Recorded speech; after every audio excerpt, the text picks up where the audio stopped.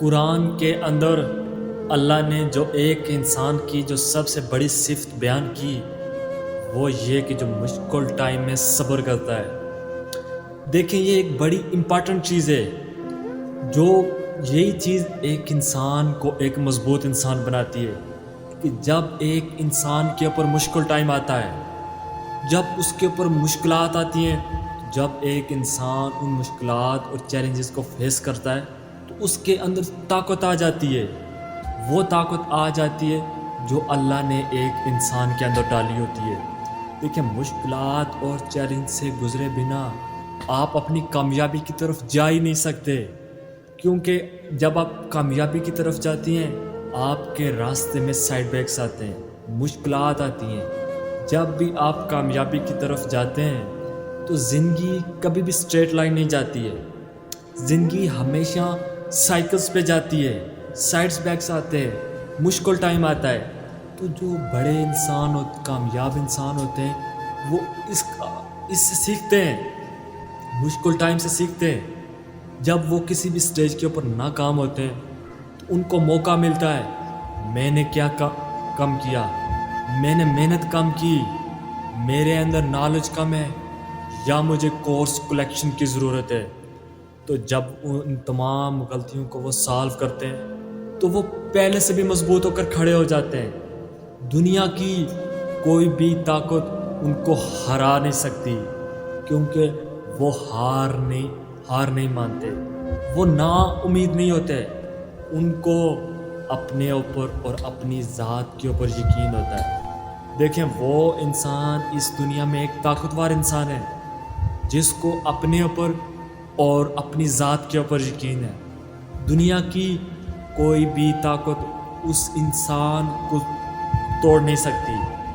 دیکھیں کہ کوئی بھی انسان اس دنیا میں بڑا انسان نہیں پیدا ہوتا، لوگ مشکلات اور چیلنجز کو فیس کر کے ہی ایک بڑا انسان بنتے ہیں، ایک کامیاب انسان بنتے ہیں۔ دیکھیں کہ جو کامیاب لوگ ہوتے ہیں یہ نا امید نہیں ہوتے، ہار نہیں مانتے، ہار انہیں ہرا نہیں سکتی، کیونکہ یہ ہار ہی نہیں مانتے۔ تو اسی لیے یہی انسان ایک کامیاب انسان ہو جاتے ہیں۔ تو پہلے اپنا مقام سمجھیں۔ اب ہمارا زندگی کے اندر ہم کیوں اپنے ویژن کی طرف نہیں جا سکتے، ہم کیوں کامیاب نہیں ہو سکتے؟ کیونکہ ہمارے ٹارگٹس کم ہوتے ہیں، ہمارا جو ویژن ہوتا ہے، ہمارا جو خواب ہوتا ہے زندگی کے اندر وہ چھوٹا ہوتا ہے۔ تو اسی لیے جو اللہ نے ایک انسان کے اندر پوٹینشیل دیا ہوتا ہے پوری زندگی ہم اس کو ڈسکور ہی نہیں کر پاتے، ہم اسی طرح سے دنیا میں سے چلے جاتے ہیں، ہمیں اس پوٹینشیل کا پتہ نہیں ہوتا کہ جو ایک اللہ نے ایک انسان کے اندر ڈالا ہوتا ہے۔ دیکھیں جب آپ کسی بھی ویژن کی طرف جاتے ہیں، جب آپ ڈٹ کر کھڑے ہو جاتے ہیں کہ میں اب اسی کامیابی کی طرف جاؤں گا، جو بھی طاقت میرے سامنے آئے گی میں اس کا مقابلہ کروں گا، تو جب آپ ڈٹ کر کھڑے ہو جاتے ہیں، جب آپ سمجھ لیتے ہیں کہ اب میں کشتیاں جلا کر آیا ہوں، پیچھے جانے کا راستہ نہیں ہے، تو پھر وہ طاقت ایک انسان کے اندر سے نکلتی ہے، وہ صلاحیتیں نکلتی ہیں جو اللہ نے ایک انسان کے اندر ایک ہیومن پوٹینشیل دیا ہے، وہ پوٹینشیل پھر باہر نکلنا شروع ہوتا ہے۔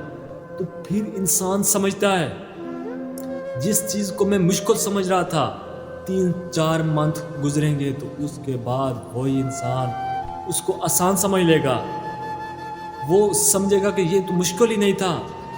پہلی چیز کہ آپ کے اندر سٹینڈ لینے کی طاقت ہونی چاہیے، کھڑا ہونے کی طاقت ہونی چاہیے، مقابلہ کرنے کی طاقت ہونی چاہیے۔